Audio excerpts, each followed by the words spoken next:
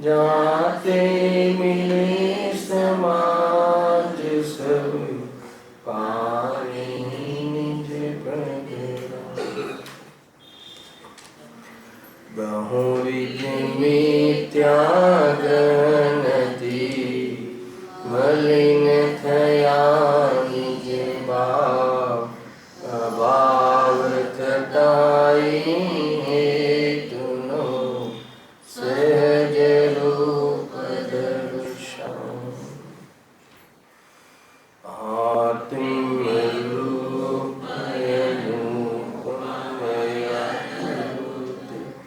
त्याहि लखे भव सिंधु तरो।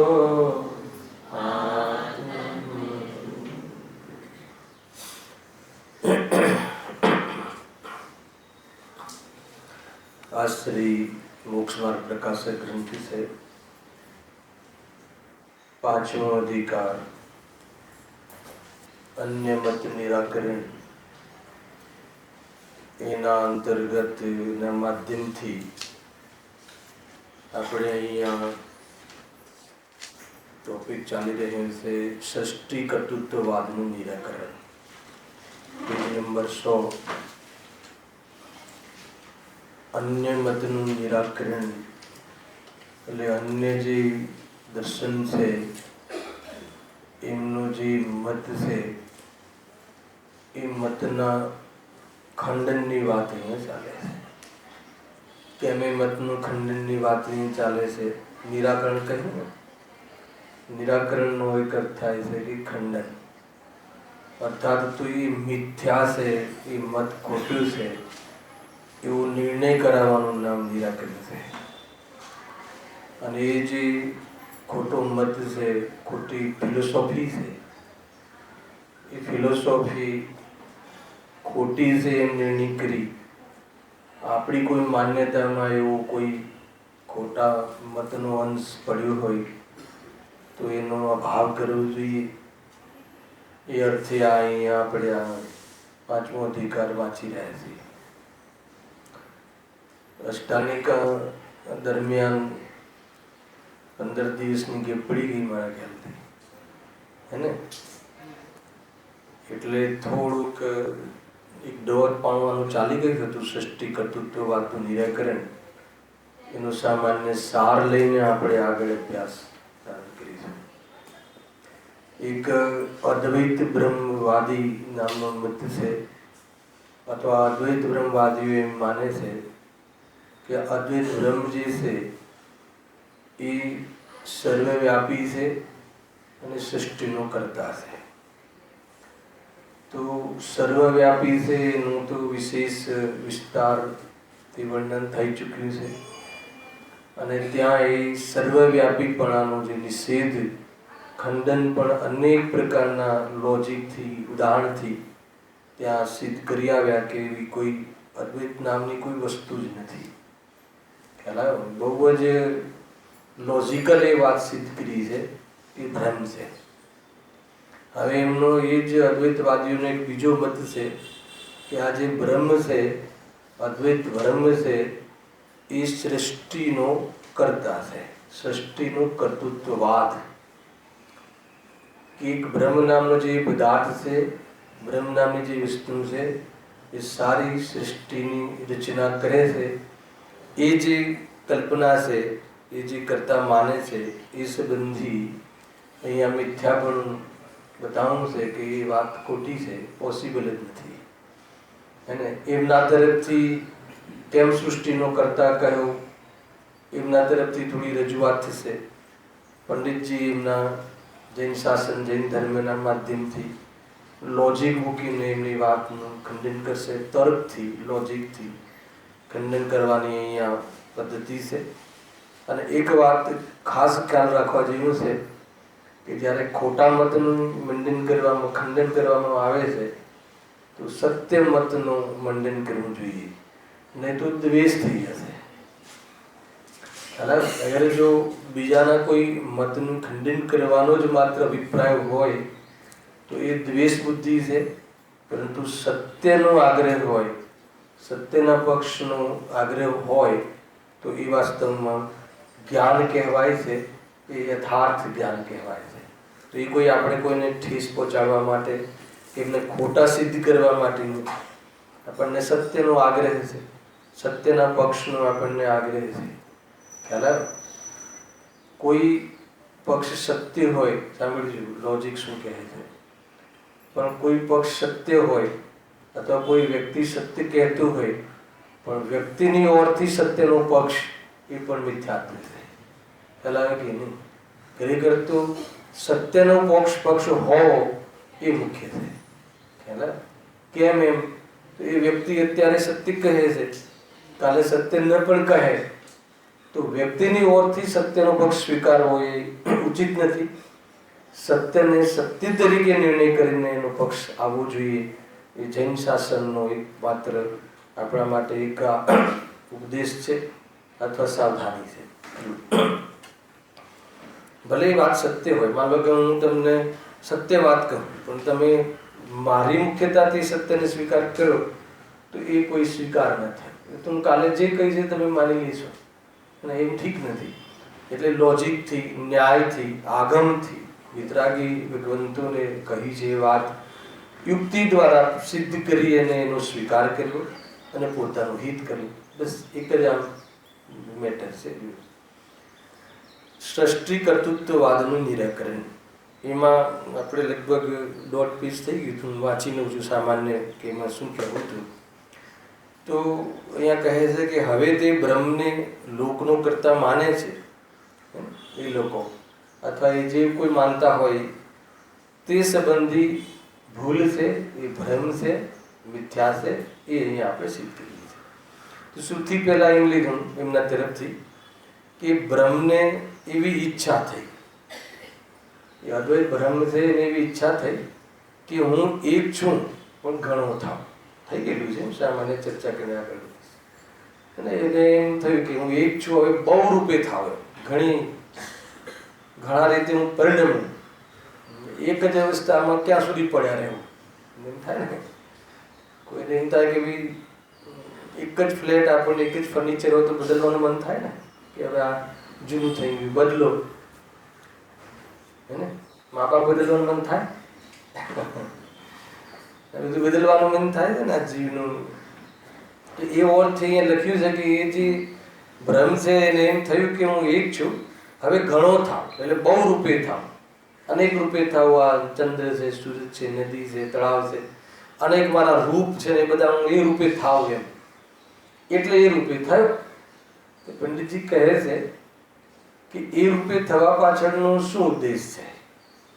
જ્યારે કોઈ વ્યક્તિ અવસ્થા બદલવા માગે છે, કારણ કોઈ પોઝિશન બદલવા માગે છે, એમાં તો એ ન્યાય સિદ્ધ થાય છે કે એ પોઝિશનમાં એ કંટાળી ગયો, બોર થઈ ગયો, દુઃખી થયો, એટલે અવસ્થા બદલવા માગે છે. ખ્યાલ આવે? તો તારો બ્રહ્મ દુઃખી છે એ વાત સિદ્ધ થઈ જશે અગર જો તું આ કહીશ તો. તો એ સામે તર્ક કરે છે કે ના ના, એ કાંઈ દુઃખી નથી, એ તો એવું કુતૂહલ કરે છે. એ કહ્યું ને, તે કુતૂહલ કરે છે, સરપ્રાઈઝ આપે છે એમ. એને અર્થાત તો એ રીતે જોવે છે કે આમ કરવાથી જોઈએ શું થાય છે. તો કહે છે કે જે પહેલાં થોડો સુખી હતો, હવે કુતૂહલ કરીને કરવા પાછળનો ઉદ્દેશ તો વધારે સુખી થવું છે ને. તો એ કુતૂહલ કરવાથી વધારે સુખી થવાની એની જે ગણતરી છે, કંઈ જોવું છે કે શું થાય છે દુનિયામાં ને કેવી રીતે કરીને પણ હું હે ને સંતુષ્ટ થઈ જાઓ. તો કહે છે કે અસંતોષિત તો રહ્યો એટલે દુઃખિત છે. એમ કરીને એની એ માન્યતાને તોડે છે. કેમ કે અહીંયા લખ્યું લક્ષ સિદ્ધાંતમાં, પ્રયોજન વિના તો કોઈ કાંઈ પણ કાર્ય કરતું નથી. શું કામ પલટે ને? કોઈ બી આપણે બિઝનેસ બદલીએ તો શું કામ બદલીએ? કાં વધારીએ. બે વસ્તુ તો કરીએ જ છે ને, કાં તો બદલીએ કાં તો વધારીએ. એટલે બદલીએ છે કે એમાં કમાણી નથી, વધારીએ એટલે કે એમાં કમાણી તો છે પણ ઓછી પડે છે એટલે વધારીએ. બહુ લોજિકલ, હવે ન્યાયથી બધી વાતો આવશે હે ને. આમાં બુદ્ધિ આપણી એક પ્રકારથી કસવામાં આવે છે અને એકદમ ન્યાય મૂકીને તોડ કરવાની એક વિધિ છે. અને એને લઈને આપણી જે જ્ઞાન છે એ પ્રકારથી નિર્મલ કરવું જોઈએ. અને એના પછી જ્યારે શ્રદ્ધા સમ્યક થવા માટે તૈયાર થાય છે. જો એના પછી એક બીજો પેરેગ્રાફ, પહેલા પેરેગ્રાફમાં આટલું જ છે. બીજા પેરેગ્રાફમાં એમ કહે છે કે પૂર્વે સુખી હશે તથા ઈચ્છાનુસાર કાર્ય થતાં પણ સુખી થશે. એને ઈચ્છા કરીને પેલું લખ્યું છે, બ્રહ્મને એવી ઈચ્છા થઈ કે હું ઘણા રૂપે થાવ તો પહેલા તો સુખી જશે. અમે તો અમારા બ્રહ્મને દુઃખી કેવી રીતે માનીએ, પણ ઓર હજુ ઈચ્છાનુસાર કાર્ય થાય, એની ઈચ્છા પ્રમાણે બહારની બધી રચનાઓ થાય તો ઓર સુખી થશે એમ. તો અહીંયા પંડિતજી કહે છે કે ઈચ્છા તો દુઃખનું કારણ છે, હે ને. લોકમાં પણ ઈચ્છાને દુઃખનું કારણ કહ્યું છે. તો બધી જેને ઈચ્છા છે સુખી કેવી રીતે થાય? તો અહીંયા કહે છે કે એક લોજિક આપે છે કે ઈચ્છા અને જે કાર્ય બે એક જ સમયમાં થાય છે, એટલે એને કોઈ દુઃખનો અવકાશ નથી રહેતો, આકુળતાનો. તો કે કેવી રીતે બને? ભલે તને સૂક્ષ્મ દૃષ્ટિમાં એને પકડાય નહીં, પરંતુ સ્થૂળ દ્રષ્ટિએ જોઈએ તો કોઈ કાર્ય થયું ના હોય ત્યારે તો ઈચ્છા થાય, એટલે ઈચ્છા થાય પછી કાર્ય થાય, તો ક્રમ તો પડે જ છે. તો જેટલો સમય એની ઈચ્છા હતી એટલા સમય તો દુઃખી હતો કે નહીં? તો કે તમે બ્રહ્મ એ સમય દુઃખી થઈ જશે. એ અહીંયા કહે છે, જો એમાં એ પણ કહ્યું ટૂંકમાં એ સિદ્ધ કરવા માગે છે કે બ્રહ્મને ઈચ્છા કેમ હોય. જ્યાં ઈચ્છા હોય ત્યાં અમે તો બસ એક સિદ્ધાંતને સમજીએ છીએ કે ઈચ્છા હોય તો ત્યાં દુઃખી થાય. માટે બ્રહ્મને ઈચ્છાની કલ્પના કરે એ વાત અમને બેસતી નથી. કોઈ બ્રહ્મ છે એને આપણે ભગવાન છે, એમને ઈચ્છા છે. ભગવાન કેમ સુખી છે? આપણા જે પરમ બ્રહ્મ ને પ્રાપ્ત એવા પરમાત્મા, સિદ્ધ પરમાત્મા સુખી કેમ છે? કેમ કે ઈચ્છાનો અભાવ છે. ઈચ્છાનો અભાવ કર્યો છે. અચ્છા, ઈચ્છાનો અભાવ કેમ થયો છે? અને તમે વિચારો, એ ખાલી એટલી ન્યાયની વાતો નહીં, પ્રયોજન. ઈચ્છા ક્યારે મટે? હે શું? ઈચ્છામાં દુઃખ છે એટલે એ તો અભાવ કર્યો, પણ ઈચ્છાનો અભાવ કેમ થયો? કેમ કે એટલે થયો કે એ વસ્તુ વિશ્વના તમામ પદાર્થોને પરિપૂર્ણ માને છે, સ્વતંત્ર માને છે. કોઈના કરતા બનતા નથી કે કોઈને પોતાના કરતા માનતા નથી. હલાલ કે નહીં? કર્તૃત્વ બુદ્ધિમાં દુઃખ છે. જો દુનિયાની અંદર આ જ્યારે કર્તા કર્મ અધિકાર જ્યારે પ્રારંભ થયો ત્યારે બુદ્ધિશ્રી કહ્યું હશે, સાંભળ્યું છે તમે, કે સૌથી મોટો ઝઘડો જે છે ને એ કરતાપણાનો. ઘરની અંદર કોઈ મેટર બનતી હોય તો કર્તૃત્વને લઈને થાય છે. મેં કર્યું, તમે કાંઈ નથી કર્યું, હે ને. ઝઘડો સારો છે? કરતાપણાનો છે. બાપ બેટા હોય કે સાસુ બહુ હોય કે બે પાર્ટનર હોય, સાને લઈને લડી મરે છે. કોઈ પૈસાને લઈને લડતા નથી. પૈસા ભલે તું વધારે રાખ, પણ તું માન કે મેં તને આપ્યા ને મેં તને સેટ કર્યું, એટલું મેં તારું કર્યું. એને લઈને ઝઘડો છે. એટલા માટે એ કહે છે કે ભગવાનને ખબર પડી ગઈ કે કોઈ કોઈનું કરતું નથી, સાંભળજો, અને કોઈને કોઈનું કરવાની જરૂર નથી. દરેક દ્રવ્યમાં કર્તા કર્મ કરણ આદિ શક્તિઓ છે. એને લઈને પોતાનું કાર્ય સ્વકાલમાં, હે ને, એના સ્વકાલમાં બધું લાગ્યું, ક્રમબદ્ધ આવ્યું ને એ પ્રમાણે થાય છે. એટલે જ્યારે કર્તૃત્વ બુદ્ધિ છૂટી ગઈ, પર પદાર્થમાં કર્તવ્ય બુદ્ધિ છૂટી ગઈ કે મારે કરવું જોઈએ કોઈનું, અને એ જ્યારે બુદ્ધિ છૂટ્યા પછી કરવાનો રાગ હતો એ પણ નીકળી ગયો, એટલે ઈચ્છા જ ના રહી, એટલે સુખી થયા. અને તું અહીંયા તારા બ્રહ્મને એમ માને છે કે એને આખી દુનિયા રચવાની ઈચ્છા થઈ, એને કંટાળી ગયો હોય તો હું જરા દુનિયાને બદલું ને રચું ને, તો કહે છે કે ગણિત બેસતું નથી. કે અમે જો તું બ્રહ્મને ઈચ્છાની કલ્પના કરે છે, બ્રહ્મમાં ઈચ્છાની કલ્પના કરે છે, તો એ વાત એટલે ખોટી ઠરે છે કે એ દુઃખી ઠરશે. તો તને માન્ય છે? તો કે ના, એટલા માટે તારી વાત ખોટી છે. એ રીતે એક કહે છે. જો પછી છેલ્લે બહુ મોટું પ્રકરણ અહીંયાથી પ્રારંભ કરે છે. આપણે અહીંયા આ બી થઈ ગયેલું છે કે નહીં, આજે બધું બહાર જે કરે છે ને એ તો એની માયા છે. બસ ત્યાંથી વાત પલટો મારે છે. ત્યાં બહાર જે રચના કરે છે, આ બધું દેખાય છે, આ બધું શું છે? આપણે બધા દેખાઈએ છીએ શું છે? એમના બ્રહ્મની માયા છીએ આપણે. એમ કેવું છે યાર, ખ્યાલ દીધું ને કે બ્રહ્મની બધી માયા છે. આપણે ત્યાં બ્રહ્મની પર્યાય હોય છે, એમને ત્યાં બ્રહ્મની માયા છે. આપણે બધા માયા છે નહીં. તો કહે છે કે બહુ સુંદર વાત આપી છે કે એ તો બધી જો માયા છે તો એ તો માયાવી થઈ ગયો, નહીં છોડે એને. માયાવી થઈ ગયો ને. યાદ આવે છે કે 15 દિવસ ગયા છે કે બહુ લાંબો અંતર નથી કે 15 દિવસ પહેલા આ ચર્ચા અહીંયા થઈ ચૂકી છે. એક એક શબ્દ લીધો હતો. હું અત્યારે સારસાર કહીને આગળ વધી રહ્યો છું, કારણ કે નહીં તો વિષયની કન્ટિન્યુટી નહીં મળે. થોડુંક સાર તો આપણે લેવું પડશે. તો કહે છે કે એ તો કે બ્રહ્મ માયાવી થઈ ગયો. પછી બે તર્ક મૂકે છે પંડિતજી પોતાના તરફથી કે એ માયાને, અને જો એ લખ્યું છે પહેલા, ઈચ્છા થતા બ્રહ્મની માયા પ્રગટ થઈ. આ તો બ્રહ્મની બધી માયા પ્રગટ થઈ છે. તો તેને કહીએ છીએ કે બ્રહ્મને માયા થઈ ત્યારે બ્રહ્મ પણ માયાવી થયો. શુદ્ધ સ્વરૂપ કેવી રીતે રહ્યું? હે, એ બી તો બ્રહ્મને શુદ્ધ માને છે, પરમ બ્રહ્મ માને છે, અદ્વૈત બ્રહ્મ માને છે, અભેદ બ્રહ્મ માને છે. તો એ તો બધી માયાની રચના કરે તો માયાવી થયું. પછી બે જબરજસ્ત તર્ક મૂકે છે કે તું એ વસ્તુનો જવાબ આપ કે માયા સાથે એ તમારા બ્રહ્મને, એ બ્રહ્મને સંયોગ સંબંધ છે કે તાદાત્મ્ય સંબંધ છે? બે કહ્યું. બે પ્રશ્ન જો જબરજસ્ત છે. તમને એમ લાગે કે આ ભણવાથી શું ફાયદો, પણ આ સંબંધો ને આ બધા જે લોજિક ન્યાય થ્રુ સમજમાં આવે ને, શરીર સાથે આપણે તાદાત્મ્ય સંબંધ છે કે સંયોગસિત સંબંધ છે? હે, સંયોગસિત સંબંધ છે. તો એમાં તમે જે સંયોગમાં આવ્યું એને પોતાનું કેવી રીતે માની લીધું? અથવા એને પોતાનો કરતા, પોતાને એનો કરતા કેવી રીતે માની લીધું? કરતા બનવા માટે તો વ્યાપક તાદાત્મ્ય સંબંધ હોવો જોઈએ. ખ્યાલમાં આવે ને, દાગીના બનવા માટે સોનું પરિણમે છે, સોનું એ રૂપે થાય છે, સોનું દાગીના રૂપે થાય છે, સોનું દાગીના રૂપે થઈ, સોનું વ્યાપે છે દાગીનામાં, એ વ્યાપક તાદાત્મ્ય સંબંધ થાય. હેના? તો કહે છે કે માયા સાથે અને તમારા શુદ્ધ બ્રહ્મને સંયોગસિત સંબંધ છે કે તાદાત્મ્ય સંબંધ છે? સાંભળજો ક્યાં લઈ આવે આખી વાતને. કે જો કે તું સંયોગસિત સંબંધ કહે છે, તો સંયોગસિત સંબંધ કોને કહ્યું?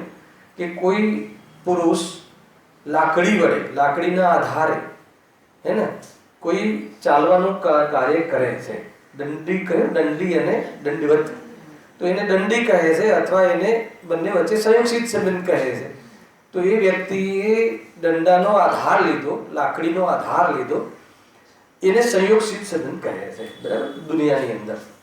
તો જો માયા સાથે તારા એવો સંબંધ હોય તો એ લખ્યું છે કે માયા તારા માટે ઉપકારી થઈ. જેમ દંડીને દંડો ઉપકારી છે, એમ તારા માટે માયા ઉપકારી થઈ. ઉપકારી થઈનો અર્થ ખબર છે? ઉપાદેય થઈ. માયા તારા માટે ઉપાદેય થઈ ગઈ. તો બ્રહ્મને માયા કેવી રીતે ઉપાદેય થાય? તો કે એ દોષ આવી જશે. અને કે નહીં, સંયોગસિત સંબંધ નથી, સમવાય સંબંધ છે, તાદાત્મ્ય સંબંધ છે. તો જેમ ઉષ્ણતા અને અગ્નિને સંબંધ છે એમ સંબંધ છે. તો ઉષ્ણતા તો અગ્નિનો સ્વભાવ છે, તો માયા તારો સ્વભાવ થઈ જશે. હે, તો એ રીતે થશે. તો પછી એ વાત ત્યાં કહે છે, અને આગળ કહે છે, એ ત્યાં સુધી એમ કહે છે કે એટલા માટે બ્રહ્મને આ બધી માયા છે એ વાત ખોટી છે, એ સંભવતી નથી, એટલે એ વાત ખોટી છે. તો આગળ એ કહે છે કે નહીં, એવું છે કે જે બ્રહ્મ છે એ તો ચૈતન્ય છે, અને આ જેની માયા જે શું છે? જળ છે. તો એ વાત બી ઠીક નથી, કેમ કે સમવાય સંબંધમાં તું કેવી રીતે, અગર તું સમવાય સંબંધ માનીશ તો એ જળ છે અને તું ચેતન છે, તો સમવાય સંબંધ પણ સિદ્ધ થતો નથી. એટલે એ વાત બી ખોટી છે. હવે આગળ કહે છે કે એ શું કહે છે, પહેલા હું એક લીટી વાંચી લઉં છું. ત્યારે કહે છે કે માયા વડે બ્રહ્મ પોતે ભ્રમરૂપ થતો નથી. એ ભ્રમરૂપ થતો નથી પોતે, પણ તેની માયા વડે જીવ ભ્રમરૂપ થાય છે. એક બીજા જીવને ઉભો કરે. કેટલું મતલબ કે ગપ્પા મારે છે એ લોકો કે ભાઈ એક બીજો જીવ છે એ ભ્રમ રૂપે થાય છે. તો બી પંડિતજી સિદ્ધ કરે છે, ચલ જીવ ભ્રમ રૂપે થાય છે, બીજો જીવ ભ્રમ રૂપે થાય છે તારી માયાના કારણે. તો બી તું માયાચારી થઈ ને, તો માયાવી કપટી તો થયો. ભલે તો બીજાને તે ભ્રમ, તેને માયાચારી કરી, તો એને મૂર્ખ બનાવ્યો, પણ એ મૂર્ખ બન્યો, એ કપટી નથી બન્યો. પણ તું કપટી થયો, તો કે તારો ભ્રમ જે છે એ જ્યારે કપટવાળો થયો, તો પછી એને અમે કેવી રીતે સ્વીકાર કરીએ કે ભાઈ તારો ભ્રમ તો આખિરકાર તો માયાવી થઈ ગયો? એ અહીંયા કહે છે. તો એ બધી વાત કર્યા પછી જે અંતિમ પેરેગ્રાફ છે અહીંયા આપણે આવ્યા હતા કે વળી જીવ ભ્રમથી એક છે કે જુદો? તરત પૂછે, ચલો એ તું જે જીવ કહે છે ભ્રમથી એક છે કે જુદો? જો તું જુદો કહીશ તો ઓલું સર્વવ્યાપી વાળી ચીજ છે ને એ ખોટી થશે. આગળ સર્વવ્યાપી કહ્યું હતું ને, પણ અહીંયા એ લાઈનમાં નથી ગયા પંડિતજી. તું કહે કે નહીં એક છે, એ બધા મારા અંગો છે, એ બધા મારા એને અંશ છે. તો કોઈ વ્યક્તિ પોતાના અંગોને છેતરે? એ એવું લોજિક આપે છે કે કોઈ પોતાના અંગોને કોઈ દુઃખ આપે, દાહ આપે, તો એ કેવી રીતે બને? તો કે એક તો હોય નહીં. હવે સાંભળજો કે જુદા છે એમ કહીશ તો જુદા છે એમ કહીશ તો જે બીજાને, ભલે બીજો વ્યક્તિ છે, એને કોઈ અગર જો માયાચારી કરે તો એવું તો સંસારમાં હલકો વ્યક્તિ હોય એ એવું કરે તો તારો ભ્રમ શું થશે? હલકો થશે. ક્યાંથી લઈ આવે? એટલા માટે તું આ જે તું બધી માયા છે એ બધી વાત કરે છે, એ બધી વાત ખોટી છે. જો આગળ એમ કહે છે એ રીતે માયાને બ્રહ્મની કહે છે તે કેમ સમજાવે? એ વાત ખોટી છે. હવે અહીંયાથી આપણે આગળ વિશે વધારીએ છીએ. જો પેજ નંબર 102 પર જીવોની ચેતનાને બ્રહ્મની ચેતના માનવી, બરાબર છે? તો વળી તેઓ કહે છે કે એ જ આવ્યું ને, બરાબર છે? હા, વળી તેઓ કહે છે કે માયા હોવાથી લોક ઉત્પન્ન થયો, ત્યાં જીવોની જે ચેતના છે તે તો બ્રહ્મ સ્વરૂપ છે અને શરીરાદિક માયા છે. જો આખી વાત પલટે છે, લોકો શું કહે છે કે ભાઈ જ્યારે લોક ઉત્પન્ન થયો, માયાથી લોક બનાવ્યો, કોને બનાવ્યો? એ બ્રહ્મ નામના પદાર્થ છે. તો ત્યાં જીવોને જે ચેતના છે, જે જીવોની ચેતના છે તો બ્રહ્મ સ્વરૂપ છે, પરંતુ જે શરીરાદિ છે માયા છે. આગળ કહ્યું ને કે એ ચેતન છે કે જળ છે, તો એને કે ભાઈ તો માયા તો જળ છે, તો કેવી રીતે સંબંધ થાય? જો માયા જળ છે તો તું ચેતન અને તું કરે, તું પરિણમે, તું એ રૂપે થાય છે ને, તો કેમ બહુ ઘણા રૂપે થઈશ. તો સોનું સોના રૂપે થાય કે ચાંદી રૂપે થાય? હે ને? મતલબ કે લાકડામાંથી જે ફર્નિચર બને એ લાકડા રૂપે થાય કે સ્ટીલ રૂપે થાય? સ્ટીલમાંથી કોઈ પ્રોડક્ટ બને, અનેક રૂપ કરે સ્ટીલ પોતાના, તો સ્ટીલ રૂપે પરિણમે કે લાકડા રૂપે પરિણમે? તો પછી એક ચેતન જે છે અનેક રૂપે પરિણમે, તો ચેતન રૂપે પરિણમે કે જળ રૂપે પરિણમે? તો કે જ્યારે તું માયા રૂપે પરિણમે છે, જળ કેવી રીતે થઈ? ખ્યાલ આવે? તો પછી એને એક વચ્ચે વાત નાખી ને કે નહીં, એ તો જળ રૂપે નથી થતો, એને એની માયા જે છે ને એ તો બીજો જીવ છે એ માયા રૂપે થાય છે. એ કઈ કેવી વાતો કરે? તો બીજા જીવને તું માયા રૂપે કરી છે, તું છે કે પર છે? બીજું તું છે તો તારા અંગને દુખી કરે છે, અને પર છે તો તું બીજાને હેરાન કરે છે, હલકો થઈશ. એ એમ કહે છે, સીધી વાત એના પર લાવે છે કે ભાઈ એ વળી પછી તરત જ એના તરફથી બીજો પોઈન્ટ મૂકે છે. કન્ટિન્યુટી રાખજો ને તો કઈ ખબર નહીં પડે આમાં. ખ્યાલ કે માયા હોવાથી, બ્રહ્મની જે માયા છે ને, માયા હોવાથી લોક ઉત્પન્ન થયો. માયા કરવાની એની એક વૈકલ્પિક પદ્ધતિ છે, તો એનાથી લોક ઉત્પન્ન થયો. તો ત્યાં જીવોને જે ચેતના છે એ તો બ્રહ્મ સ્વરૂપ છે. જે જીવ જે ચીજો છે ને એને એ તો બ્રહ્મ સ્વરૂપ છે, એટલે તો ચેતનામય છે, પણ શરીર માયા છે. ગજબ છે. તો જ્યાં જેમ જળના ભરેલા જુદા જુદા પાત્રો છે, તે શરીરમાં ચંદ્રનું પ્રતિબિંબ જુદું જુદું પડે છે, પણ ચંદ્રમાં તો એક છે ને, આ એના તરફથી જ છે. શંકા છે, હજુ શંકા એટલે પૂર્વ પક્ષ છે, હે ને? એ જે ખોટો પક્ષ છે એના તરફથી, કે જેમ માનો કે જુદા અહીંયા કોઈ એક તપેલી મૂકી હોય કે કોઈ પરાત મૂકી હોય કે અલગ અલગ પ્રકારના, અથવા દુનિયામાં એક જળાશય છે, એક નદી છે, એક તળાવ છે, તો એ બધામાં ચંદ્ર જે ચમકે છે અને ચંદ્રનું જે પ્રતિબિંબ થાય છે, તો ચંદ્ર અનેક રૂપે થોડી છે, ચંદ્ર તો એક જ છે ને. એટલે એની આ જે અનેક જીવ છે એ બ્રહ્મ સ્વરૂપ જ છે, બધા એની ચેતના એમાં જ પ્રવેશ્યું છે. એટલે જે શરીર જે છે, જે શરીરમાં જે અમે ચેતના કહીએ છીએ, તો શરીર તો માયા છે, પણ એમાં જે જીવ છે એ બ્રહ્મ સ્વરૂપ છે, એ બ્રહ્મનું સ્વરૂપ છે, એમ કહે છે. પણ ચંદ્રમાં તો એક છે, તેમ જુદા જુદા ઘણા શરીરોમાં બ્રહ્મનો ચેતન પ્રકાશ જુદો જુદો હોય છે. ભલે પ્રકાશ જુદો જુદો હોય છે, પણ એ એક જ બ્રહ્મનો પ્રકાશ છે, એક જ બ્રહ્મ છે. તેથી જીવની ચેતના છે એ બ્રહ્મની જ છે. જે તમારી છે જે ચેતના છે કોની છે? એ બ્રહ્મની છે. એમ કહે છે. એમ કહેવું પણ ભ્રમ છે, એમ કહેવું પણ ખોટું જ છે. કારણ કે શરીર જળ છે, તેમાં બ્રહ્મના પ્રતિબિંબથી ચેતના થઈ. મતલબ કે જે દરેક શરીરમાં, નારકીના શરીરમાં વ્યાપ્યા તમે, તિર્યંજના શરીરમાં તમે વ્યાપ્યા, એમાં અલગ અલગ જીવો, સ્ત્રીના, પુરુષના, બાળકના, હે ને, એ બધા શરીરોમાં તમે વ્યાપ્યા, એ તો તમે બ્રહ્મ સ્વરૂપ કહો છો. ચલો, શરીરમાં તો તમે ચેતના રૂપે પ્રવેશ્યા, બરાબર છે. અને શરીરને તમે જડ કહ્યું તો જે બીજા પદાર્થો છે આ ઘટ પટ આદિ તેમાં બ્રહ્મનું પ્રતિબિંબ કેમ ન પડ્યું? આપણામાં આપણે બધા જે બેઠા છીએ ને એમાં એનું પ્રતિબિંબ છે. એટલે બ્રહ્મ સ્વરૂપ તો એક જ થયું, તો પ્રતિબિંબ તમે બીજા શરીરોમાં પાડો છો તો આમાં પ્રતિબિંબ કેમ નથી તમારું? આમાં બી તો પ્રતિબિંબ પીડવું જોઈએ ને, માઇકમાં ને આ પથ્થરમાં આદિ. તો કહે છે એમાં કેમ ન પડ્યું તથા તેમાં ચેતના કેમ નથી? જો તમારા જ બધા રૂપ છે તો આમાં તમારું પ્રતિબિંબ પડ્યું તો આ જળ છે ચેતન થઈ જવું જોઈએ.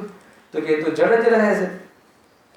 તો જો હવે આખી વાત આગળ વધે છે ત્યારે તે કહે છે, એ તર્ક કરે છે સામે અજ્ઞાની એ મત કે શરીરને તો ચેતન કરતું નથી, શરીરને નથી કરતું એ ચેતન, પણ જીવને કરે છે. એના તરફથી એક કહ્યું કે નહીં, એ તો શરીરને શું કામ ચેતન કરે, પણ બીજા જીવ છે એને તો ચેતન કરે છે ને. હવે જો એનો જવાબ તેને પૂછીએ છીએ કે જીવનું સ્વરૂપ ચેતન છે કે અચેતન? તમે બધા જીવોને ચેતન તરીકે બનાવ્યા તો એ બધા જીવ ચેતન સ્વરૂપ છે કે અચેતન સ્વરૂપ છે? તો કે એ તો ચેતન સ્વરૂપ જ છે. તો જે ચેતન સ્વરૂપ છે એને ચેતન બનાવ્યાનો શું અર્થ? ખ્યાલ આવે કે લખી જો ચેતન છે તો ચેતનનું ચેતન શું કરશે? ખ્યાલ? અને તમે જો અજીવ છે એમ કહી અજીવને મેં ચેતન બનાવ્યો તો અજીવ તો આ બધા પદાર્થો છે, તું ચેતન કેમ નથી બનાવતો? ખ્યાલ? એવું લોજિક કહે છે. તથા જો અચેતન છે તો શરીર ઘટપટાથી અને જીવની એક જાતિ થઈ, તો જીવ પણ આ જળ જાતિનું થયું ને, જે પહેલા જીવ નામ આપ્યું એ. તો પછી તું જીવ નામનો એક જળ પદાર્થ છે, એનામાં તું ચેતના નાખે છે, તો બીજા ઘટપટા આદિ પદાર્થોની ચેતના નાખ ને. અને જો તું એને કહીશ કે નહીં એ તો પહેલા જળ હતું પછી મેં પ્રવેશ કર્યો એટલે ચેતન થઈ ગયું, હે ને, તો પહેલા એ જીવ કઈ જાતિનું થશે? જળ જાતિનું થશે.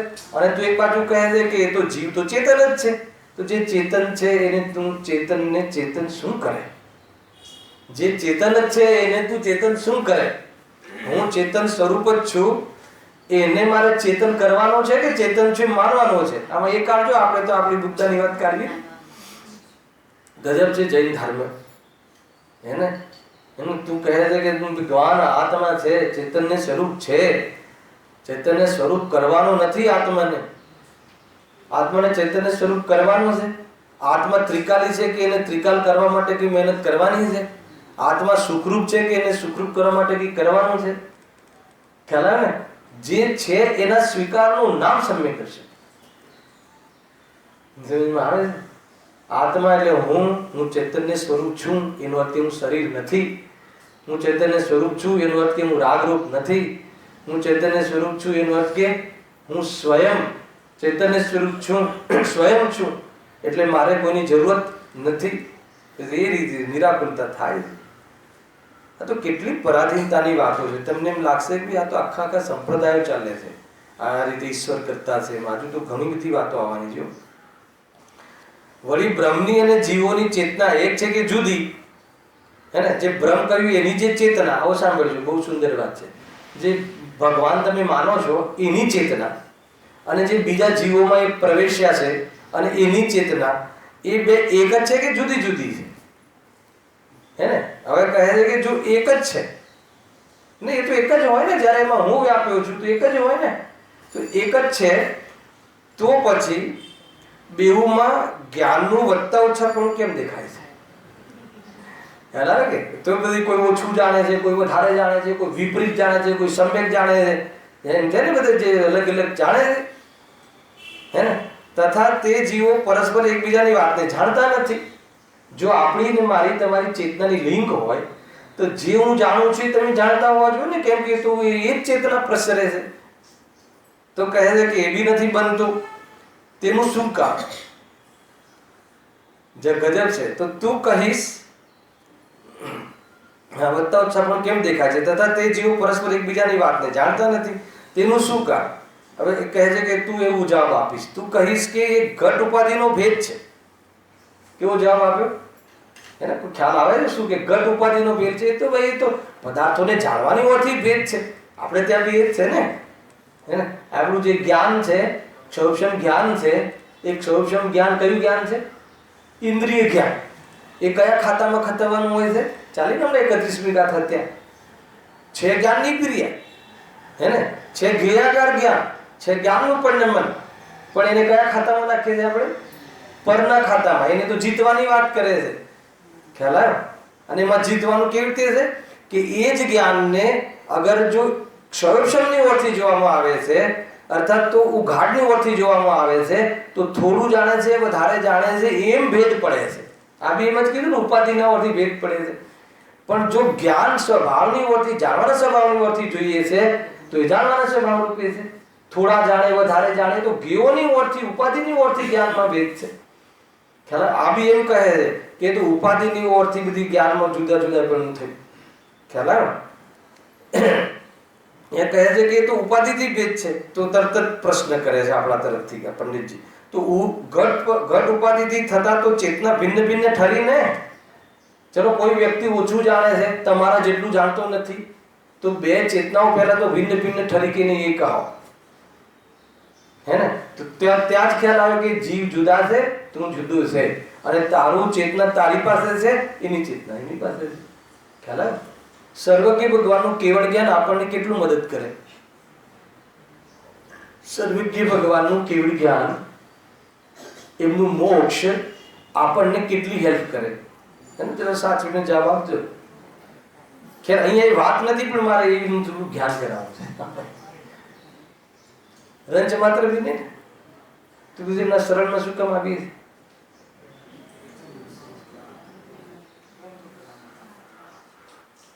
એ ભ્રમ દૂર કરશે. એમને જોઈને સ્વયં ભ્રમ દૂર કરવાનો છે. એમનું સ્વરૂપ જાણીને આપણને આપણો ભ્રમ દૂર કરવાનો છે. એ આપણને કઈ કરતા નથી. એટલે એમનું કેવળ જ્ઞાન આપણા જ્ઞાનને વધારી દે. લોકમાં એક દીવાની લો થી બીજા દીવાની લો સળગાવે, ત્રીજા દીવાની, એવું બધું નથી અહીંયા. કે એમની લો થી આપણી લો સળગે, એવું નથી. કેટલું સ્વતંત્ર સ્વરૂપ જૈન ધર્મમાં બતાવ્યું છે, અને આ કેટલું પરાધીન બતાવે છે કે તું એમાં પ્રવેશે છે તો તારું જ્ઞાન એના જ્ઞાનમાં અંતર કેમ છે?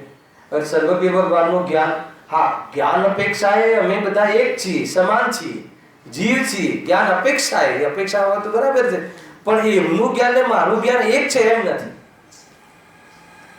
જીવની રાશિ અપેક્ષાએ આપણે બધા જીવ છીએ, એ અપેક્ષાએ સમાન છીએ, પણ દરેકનું જ્ઞાન, દરેકનું સુખ, દરેકનું દુઃખ, દરેકનું સંસાર, દરેકનું પરિણમન ભિન્ન ભિન્ન છે.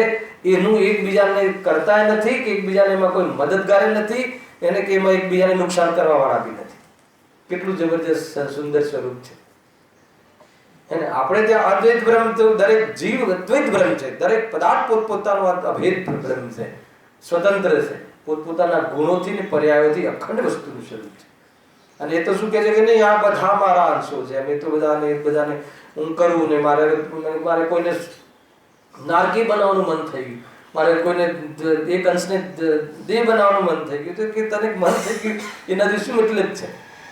ખ્યાલ આવે? એવો દ્વૈત હોય કોઈ, એવો કોઈ ભગવાન હોય કે કોઈને નારકી બનાવે ને કોઈને દેહ બનાવે ને કોઈને કરોડપતિ બનાવે ને કોઈને આ બનાવે? ક્યાં મતલબ છે?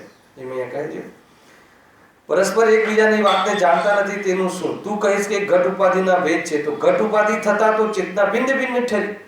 તો કે મમ્મી તો તું ચેતનાઓ ભિન્ન ભિન્ન એટલે બે બધા જીવો જુદા જુદા ઠરે. વળી ઘટ ઉપાધિ મળતા તેની ચેતના બ્રહ્મમાં મળશે કે નાશ થઈ જશે? એવું જોરદાર લખ્યું છે. ચલો, ઘટ ઉપાધિ જ્યારે મટી જાય, એ બાજુથી તું નથી જોતો, તો એ મટી જાય તો એ ચેતના બ્રહ્મમાં ભળી જશે કે નાશ થઈ જશે? તો અહીંયા કહે છે, જો નાશ થઈ જશે તો જીવ અચેતન રહી જશે. તથા જો તું કહીશ કે જીવ બ્રહ્મમાં જ પડી જાય છે, તો તેઓ બ્રહ્મમાં મળતા જીવનું અસ્તિત્વ રહે છે કે નથી રહેતું?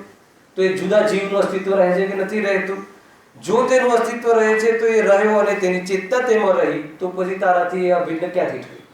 એ તારો અંશ કે તું એમાં વ્યાપે વાત ક્યાંથી રહી? તો બ્રહ્મ શું મળ્યું? તથા જો અસ્તિત્વ નથી રહેતું તો તેનો નાશ થયો. પછી બ્રહ્મમાં કોણ મળ્યું? તો બ્રહ્મમાં કોણ મળ્યું?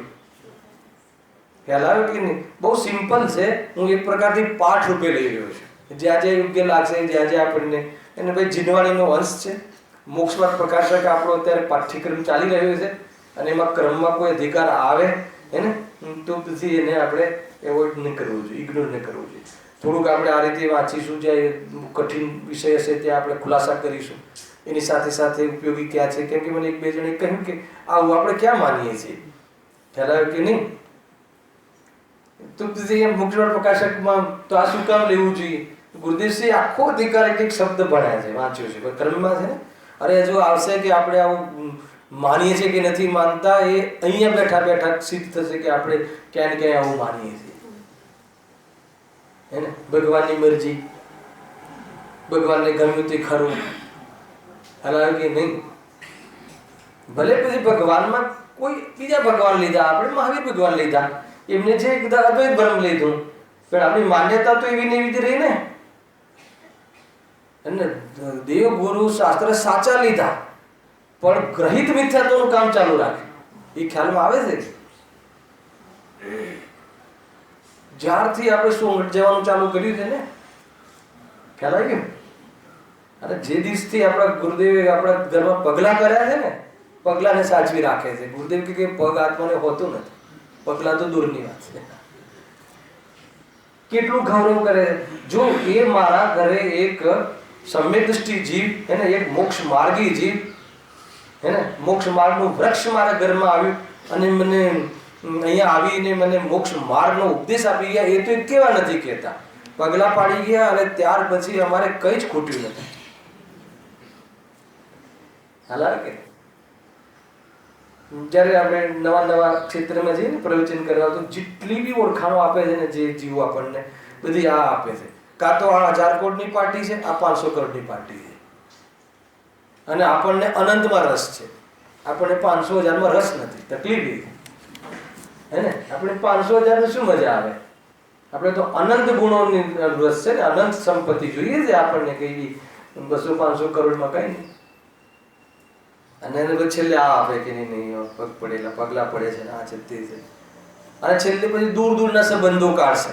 અને જે ગુરુએ આપણને શીખવાડ્યું કે એક દ્રવ્ય ને બીજા દ્રવ્ય સાથે કોઈ સંબંધ નથી, તો સંબંધ કાઢે કે અમારા આ ફલાણા એમના વેવાય અને એમની છોકરી એમના ઘરે પરણાવી, ક્યાંથી ક્યાં કેવા સંબંધો લાંબા લાંબા ચક્કર કાઢે.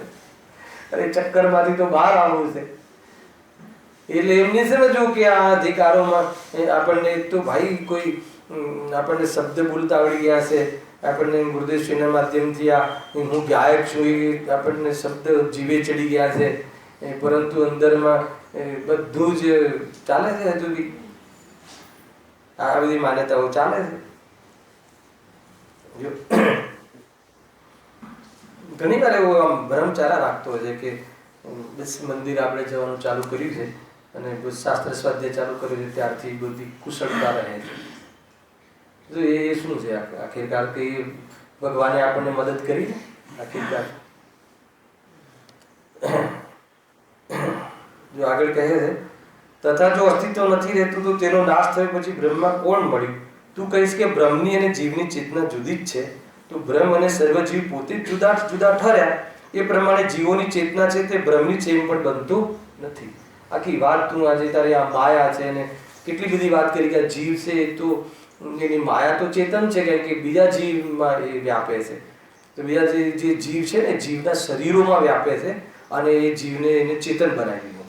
તો કહે છે કે કેવી રીતે તું કહે છે કે એ બધાના જ્ઞાન જુદા છે, તારું જ્ઞાન જુદું છે, એનું જ્ઞાન જુદું છે, બધામાં એક વ્યાપતું હોય તો બધું સમાન હોય. ખ્યાલ આવે એ રીતે કહ્યું. હવે શરીર આદિનું માયારૂપ થવાની વાત ચાલે છે. જો વળી તું શરીર આદિને માયાના કહે. હવે બે વાત કહી હતી ને કે શરીર આદિ માયા છે હે ને, અને જીવમાં તો ચેતના વ્યાપી છે, એમ કહીને એને શરીરને અલગ કર્યું. તો કે તું શરીરને માયાના કહે છે. માયા કોની છે? માયા બ્રહ્મની માયા હે ને, આ એની માયા છે. ત્યાં માયા જે હાડ માસાદી રૂપ થાય છે કે માયાના નિમિત્તથી અન્ય કોઈ હાડ માસાદી રૂપી થાય છે, કે તું માયા બ્રહ્મની કહે છે. અને જે બ્રહ્મ જે શરીર અને માયા કોને કહે છે? શરીરને તું માયા કહે છે. તો જે શરીર તો હાડ માસાદી રૂપ છે, હાડકા માસાદી રૂપ છે. તો શરીર હાડકા માસાદી રૂપ થાય છે કે કોઈ શરીરને લઈને બીજું કોઈ? એ લખ્યું ને કે માયાના નિમિત્તથી અન્ય કોઈ હાડ માસાદી રૂપ થાય છે. જો માયા જ થાય છે, કઈ માયા? એ શરીરને માયા કહ્યું ને, એ જો હાડકા અને માસાદી રૂપ થાય છે તો માયાને વર્ણગંધાથી પહેલેથી જ હતા કે નવીન થયા? સાંભળજો, એવી રીતે કટાક્ષ મારશે પંડિતજી કે માયાને જે વર્ણ આદિ થયા ને, સ્પર્શ રસ ગંધ વર્ણ આદિ જે શરીરને થયા, એ પહેલાથી થયા કે નવા ઉત્પન્ન થયા? જો પહેલાથી જ હતા તો પહેલા તો માયા બ્રહ્મની હતી, અને બ્રહ્મ પોતે અમૂર્તિક છે, બ્રહ્મ તો અરૂપી છે. તું પહેલાથી જ કે આ માયા એની હતી એમ કહે, ખ્યાલ આવે કે નહીં? તો પછી એ તો કેવી રીતે પોસિબલ છે? બ્રહ્મ તો અમૂર્તિક છે ને, અરૂપી છે, અને આ તો રૂપી છે. તે વર્ણાતીત કેવી રીતે સંભવે? એટલે એ વાત બી ખોટી ઠરે. જો નવીન થયા કહે તો અમૂર્તિક મૂર્તિક થયો, કે નવા પેદા થયા તો અમૂર્તિક શું થઈ ગયો? મૂર્તિક થયું. કેમ કે એ રૂપે પરિણમ્યો ને. જેમાં જે હોય એ આવે કે બીજું આવે?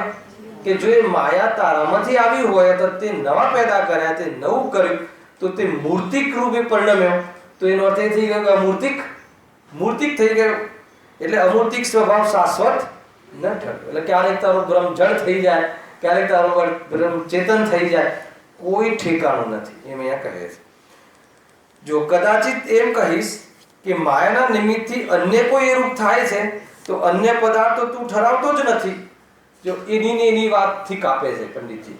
તું કહે કે નહીં કોઈ અન્ય પદાર્થ એ રીતે થાય છે, પણ તું તો કહે છે કે આ બધું મારું જ છે, હું મારા જ રૂપ છે, આ બધું થઈને હું અભેદ બ્રહ્મ છું. તો પછી જુદા પદાર્થો તું કહેતો જ નથી. તો કેવી રીતે પછી એ પદાર્થ ભિન્ન છે, હવે તું વાત બદલે છે? એટલા માટે તારી મિથ્યા ભાવ, આ જે તારી કલ્પના છે બધી મિથ્યા છે. જો આગળ, જો તું કહીશ કે નવીન પદાર્થ નિપજ્યા, સાંભળજો હવે, તો એ માયાથી ભિન્ન નિપજ્યા કે અભિન્ન નિપજ્યા? એને કન્ટિન્યુ કરે છે. તું કહે છે ઠીક છે, ચલો બીજા પદાર્થ નિપજ્યા છે, હું નથી નિપજ્યો એ પ્રમાણે, તો એ માયાથી ભિન્ન નિપજ્યા છે કે અભિન્ન નિપજ્યા છે? જો માયાથી ભિન્ન નિપજ્યા છે તો શરીરાદિકને માયામય કેમ કહો છો? અગર જો અલગ જ પદાર્થ છે, એની અલગ જ પહેચાન છે, તો એ તારી માયા છે એ કહેવાનો શું અર્થ છે? ખોટું બોલે છે, બરાબર છે? કારણ કે એ તો પદાર્થમય થયા. હવે તું કે નહીં, એ તો અભિન્ન જ નિપજ્યા છે, મારા જ રૂપ થયા છે, તો માયા તદ્રુપ થઈ, તો નવીન પદાર્થ નિપજ્યા એમ કેમ કહે છે? ખ્યાલ? તો આ તે નવું રૂપ કર્યું એ વાત ક્યાંથી થઈ? તો તારું જ રૂપ છે. તો એ રીતે તું જે બી લોજિકથી કહે, જ્યાંથી બી કહે, ત્યાંથી બધું જ લોજિક તારું ઈ લોજિક છે, ખોટું છે. એ પ્રમાણે શરીર આદિ માયારૂપ છે એમ કહેવું માત્ર ભ્રમ છે. હવે બહુ ખતરનાક પોઈન્ટ ચાલુ થાય છે, એને વળી એમ કહે છે કે જે માયા છે ને, માયા એ જે બ્રહ્મની જે માયા છે ને, એમાં 3 ગુણ કહે છે. અહીંયાથી બધું વળાંક લે છે. હવે બ્રહ્મા વિષ્ણુ મહેશ એ બધી ચર્ચાઓ ચાલુ થઈ રહી છે, અને જબરદસ્ત છે. જો કે રાજસ, માયામાંથી રાજસ, તામસ અને સાત્વિક એ 3 ગુણ ઉપજ્યા છે. આ માન્યતા ચાલે છે, એમને પ્રમાણ બી આપ્યું છે બધું કે આ જે માયા થઈ ને, બ્રહ્મની માયા છે, અને માયામાંથી 3 ગુણ ઉત્પન્ન થયા. કયા? કે રાજસ, તામસ અને સાત્વિક એ 3 ગુણ છે. ગુણ છે કે અવગુણ છે? તમને એનો અર્થ કહીશ ને પછી તમે કહેજો એ ગુણ છે કે અવગુણ છે. રાજસ નોટ કર્યો પણ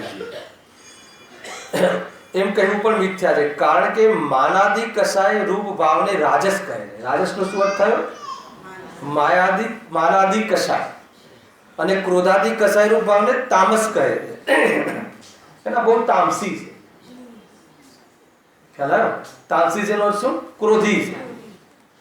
અને બહુ સાત્વિક માણસ છે. સાત્વિક કોને કહીએ દુનિયામાં? મંદ કસાઈ જીવને. કોઈ મંદ કસાઈ જીવને સાત્વિક કહીએ છીએ, કોઈ ક્રોધીને તામસ કહેવાય છે, અને માન આદિ કસાય વાળા જીવને રાજસ કહેવાય છે. તો આ 3 પ્રકારના ગુણ તમે ક્યાંથી ઉત્પન્ન થયા? માયામાંથી. બ્રહ્મની માયામાંથી આ 3 ગુણ ઉત્પન્ન થયા. તો કે આ તો ગુણ થોડી છે, આ તો અવગુણ છે, આ તો દોષ છે એમ. હવે એ ભાવ તો ચેતનામાં પ્રત્યક્ષ જોવામાં આવે છે. માયાને એને જળ કહ્યું છે ને, તો આ બધા ભાવ જળ રૂપે છે કે ચેતન રૂપે છે? જરા સાચવીને કહેજો ભાઈ. આજે ક્રોધ આદિ, માન આદિ, કસાયની મમતા આદિ એ ભાવ જે છે, જળ ભાવ છે કે ચેતન ભાવ છે? હે ને? સમયસારમાં શું કહ્યું છે? ચેતન ભાવ કહ્યા છે, જળ ભાવ કહ્યા છે? ખ્યાલ આવ્યો કે નહીં? અરે એને જળ કહેવા પાછળનું પ્રયોજન છે. હે ને? આ જે જળ કહે છે જુદી રીતે કહે છે, ને આપણે ત્યાં જળ કહ્યા છે એટલે શું? વિભાવ, સ્વભાવની સામે વિભાવ. ખ્યાલ આવ્યો? આજે એક વાત આવી હતી ને શ્લોકમાં, કે આત્મા કર્મને ભોગવતો નથી અને કર્મને કરતો નથી. એ કયા આત્માની વાત છે? કેટલા આત્મા હોય છે આવા? જો તમને આ ટોન ખબર નહીં પડે ને તો કઈ જ ખ્યાલ નહીં આવે. અને એ ઉલટું ચડી ગયું છે. આત્મા ક્યાં કર્મ કરે છે? આત્મા ક્યાં કર્મને ભોગવે છે?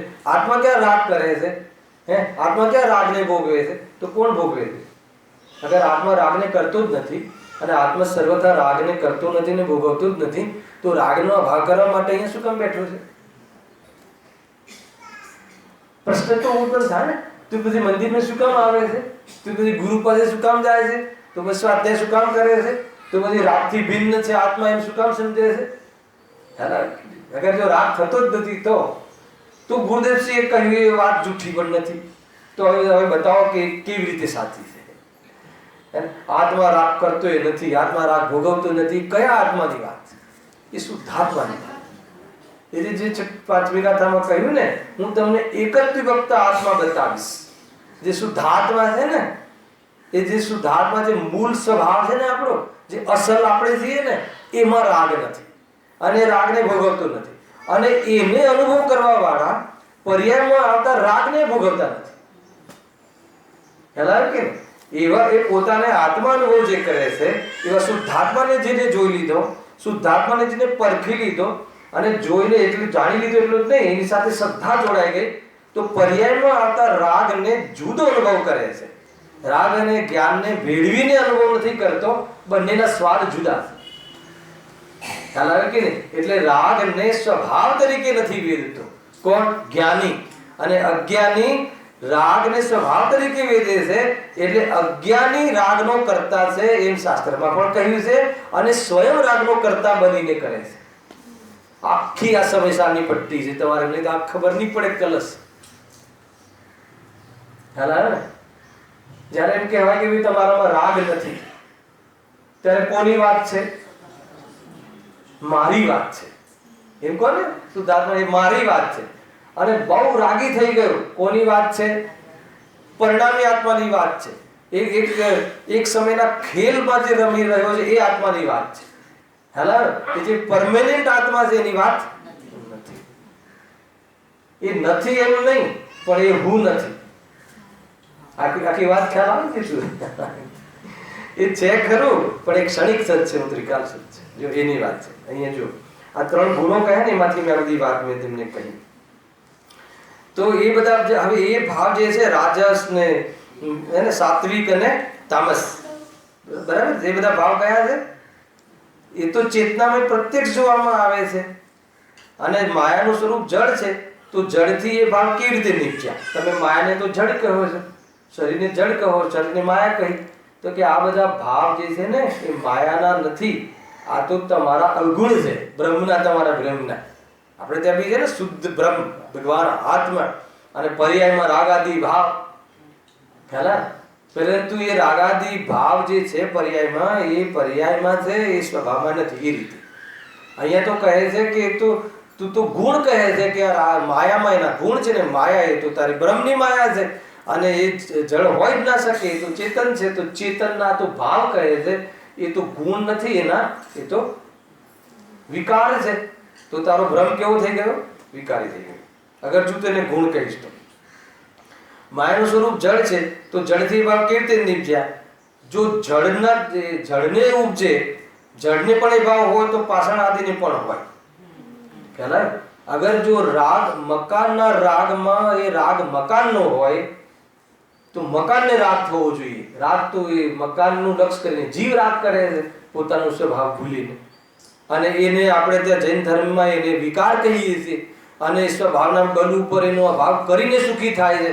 અને તું તો કહે છે કે આ ગુણ છે, અને આવા ગુણમાંથી પાછા બ્રહ્મા પેદા થશે. એક એક ગુણમાંથી બ્રહ્મા વિષ્ણુ મહેશ પેદા કરશે હમણાં આગળ. ગુણમાંથી ગુણી પેદા થાય કે ગુણીમાં ગુણ હોય, એ બધી વાતો આગળ ખુલવાની છે. તમને એમ લાગશે કે આ બધું બહુ ચાલે છે ને ભાઈ. જો જળને પણ એ ભાવ હોય, તો પાષાણ આદિકને પણ હોય. એ ભાવ તો ચેતના સ્વરૂપ જીવના જ દેખાય છે. માટે તે ભાવ માયાથી નીપજ્યા નથી. જો માયાને ચેતન ઠરાવે તો માનીએ. હવે તો માયાને તો જળ કહી ચૂક્યો છે, એટલે એ ભાવ કોના છે?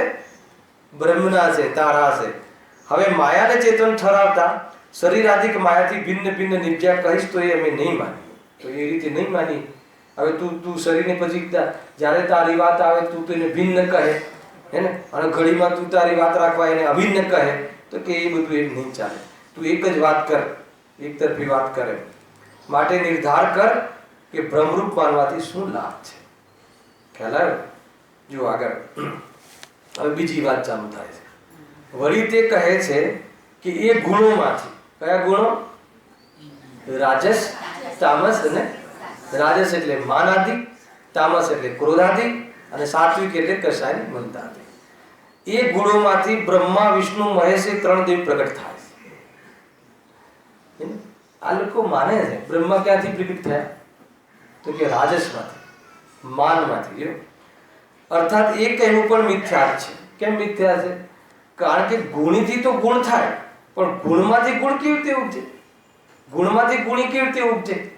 હે ને, કોઈ ગુણી હોય એમાંથી તો ભાઈ આ વ્યક્તિનો આ ગુણ છે, પણ આ ગુણમાંથી આ વ્યક્તિ બન્યો એવું કેવી રીતે મેળ ખાય? હે ને, જેમ કોઈ પુરુષથી તો ક્રોધ થાય, કોઈ પુરુષ છે ક્રોધ રૂપે પરિણમે, પાછો ક્રોધ એને શું કહે છે? ગુણ. ક્રોધને ગુણ કોણ માને છે? એ તો ઓલા અદ્વૈત બ્રહ્મવાદી. ખ્યાલ આવે કે નહીં? આપણે ક્રોધને ગુણ માનીએ છીએ કે દોષ માનીએ? આપણે જે ક્રોધ આવે છે, આપણે કોઈના પર આમ રૂઆબ જાગવાનું મન થાય છે, તો એ આપણે ગુણ માનીને કરીએ છીએ રૂઆબ કે દોષ માનીને કરીએ છીએ? રૂઆબ કરવો એ ક્રોધ જ છે ને. કોઈના પર રૂઆબ કરીએ છીએ કે ભાઈ નહીં, તો એ આપણે એનાથી બધા કંટ્રોલ થાય છે, એનાથી બધું બરાબર મારું સચવાઈ જાય છે, અને એનાથી બધું મારી ઓફિસ ને મારી ફેક્ટરી ને મારું ઘર બધું મેન્ટેન રહે છે. તો ક્રોધને ઉપાદેય માનો કે હે માનો? ક્રોધને ગુણ માનો કે દોષ માનો? આવી ગયા ને આમાં આપણે. ખ્યાલ આવે? ભાઈ આપણે તો જો એવી તો બ્રહ્માને ગુણ માને છે, એમાંથી બ્રહ્માની રચના થઈ એમ કહે. અને એ બ્રહ્મા આપણા હૃદયમાં વસેલા છે, બધાના હૃદયમાં વસેલા હોય બ્રહ્મા વિષ્ણુ મહેશ.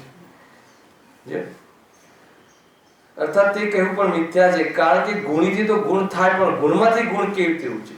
જેમ કોઈ પુરુષથી ક્રોધ થાય તો ક્રોધમાંથી પુરુષ કેવી રીતે ઉપજે? કેવી રીતે પોસિબલ છે? વળી જુઓ, વળી એ ગુણોની તો નિંદા કરવામાં આવે છે, અને તો તેનાથી નિપજેલા બ્રહ્માદિને પૂજ્ય કેમ મનાય?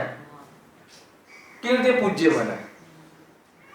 વળી ગુણને તો માયામય અને તેને બ્રહ્મનો અવતાર કહે છે, તો તે તો માયાના અવતાર થયા, તેને વળી બ્રહ્મના અવતાર કેવી રીતે કહે છે? હે ને, આ માયા આદિમાંથી તમે બ્રહ્મનો અવતાર કેવી રીતે કહો છો? જે ગુણો જેનામાં થોડા પણ હોય તેને તો છોડવાનો, જે ગુણો એટલે આ જે તમે ગુણો કહો છો એ જેનામાં હોય તેને તો છોડવાનો ઉપદેશ આપીએ છીએ. હે ને, એને તો છોડવાનું કહેવામાં આવે છે, અને તારા બ્રહ્મા બી એને છોડવાનું કહે છે. હે ને, તો પછી એના દ્વારા એ પૂજ્ય કેવી રીતે કહેવાય? જેનામાં રાગ દ્વેષ હોય એ પૂજ્ય કેવી રીતે કહેવાય? અહીંયા એક કહે આપણે ત્યાં પૂજ્ય કોણ છે? વિતરાગી. રાગ દ્વેષ હોય એને પૂજ્ય ન ગણાય ભાઈ. હે ને, માની લો કે ચોથી ગૃહસ્થાને ચક્રવર્તી સમ્યક દૃષ્ટિ હોવા છતાં પણ 6 ખંડના જીતવાની એટલો ક્રોધ ભરેલો છે, અને 96,000 રાણીનો ભોગનો ભાવ ભરેલો છે, તો એ ચક્રવર્તી સમ્યક દૃષ્ટિ હોવા છતાં પણ વિતરાગતા ન હોવાના કારણે પૂજ્ય નથી. આપણે છે ને સાચી ગુણસ્થાન આજે અંતિમ ચરણમાં ચાલી રહ્યા છે. 4 ગુણસ્થાન 11, 12, 13, 14 પૂર્ણતાની બસ અંતિમ વાત છે. હાલો આવે છે ભાઈ. એટલા માટે વિતરાગી પૂજ્ય છે, વિતરાગતા પૂજ્ય છે. વિતરાગતાને આપણે ત્યાં પૂજ્ય કહીએ છીએ.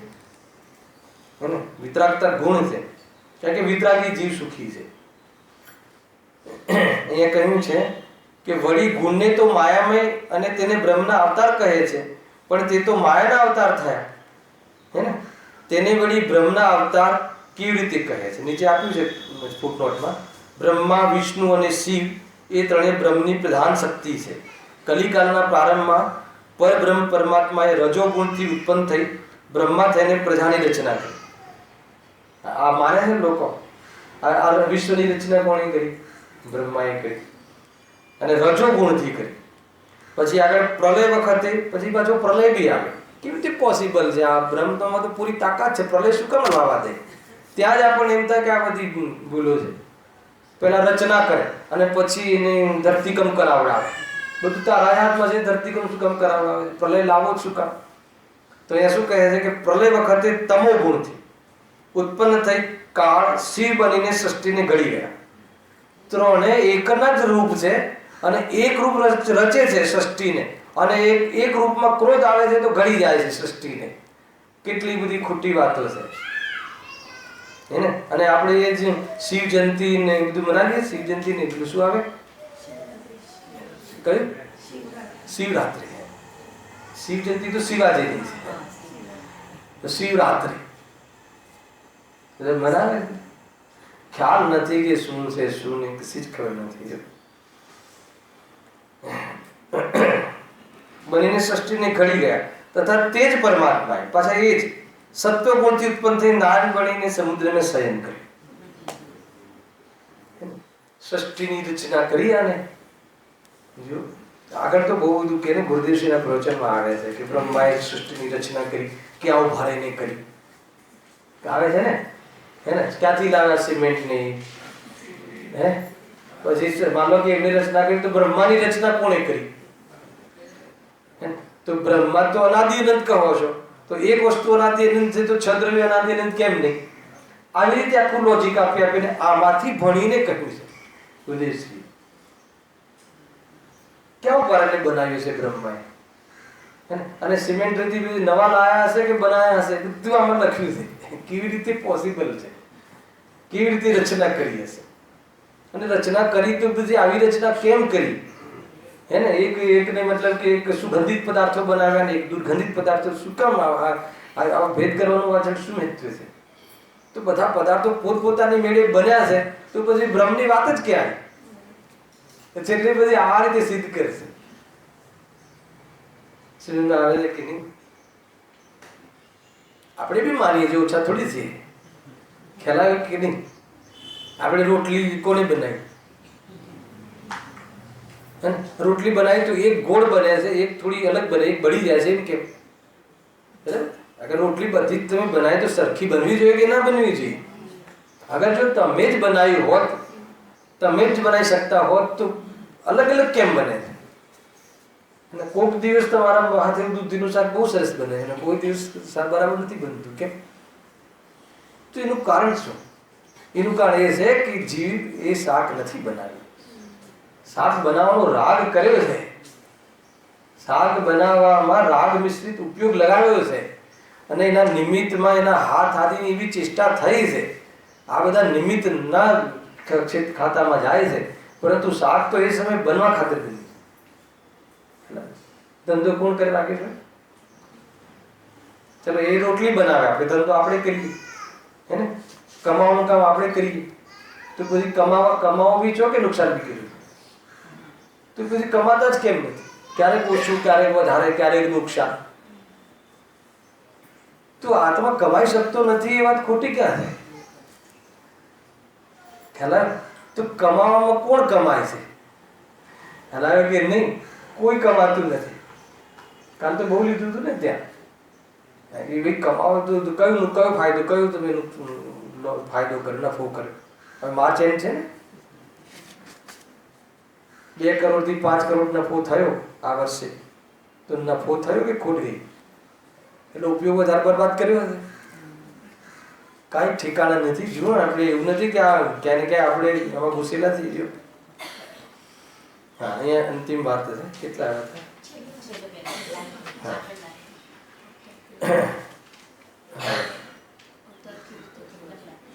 ગુણોમાંથી બ્રહ્મ.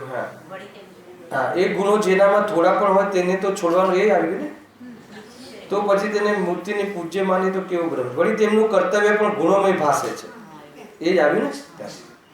તેમનું કર્તવ્ય પણ ગુણોમય ભાસે છે. ગુણોમય ભાસે છે એટલે હવે આ બહુ ખતરનાક પેરેગ્રાફ છે એના કાલે આવશે. એમની જે ક્રિયાની ઓરથી જે બતાવ્યું છે, અને એ ક્રિયાની ઓરથી બતાવવા છતાં આપણે એમને જે એક સામાન્ય વ્યક્તિ ના કરે એવા કાર્યો આ બ્રહ્મા વિષ્ણુ મહેશ કરે છે. સામાન્ય સંસારી ના કરે એવા કાર્યો, એવા કુતૂહલ, એવી ચેષ્ટાઓ, એવા કાર્યો કરે છે. છતાં આપણે એમને ભગવાન માનીએ છીએ, અને છતાં જીવો એને ભગવાન માને છે. અજ્ઞાનીઓ કેવી રીતે? અને પછી આગળ કહે છે કે કરતા નથી, એ તો એ લીલા કરે છે. હા તો એવી લીલા શું કામ કરે છે પણ અને એ બધી વાતો આગળ કાલે અહીંયા સવારે ખુલશે અને રાત્રે આપણે સાંજે મળીએ છીએ 9 વાગે. સહજાનંદ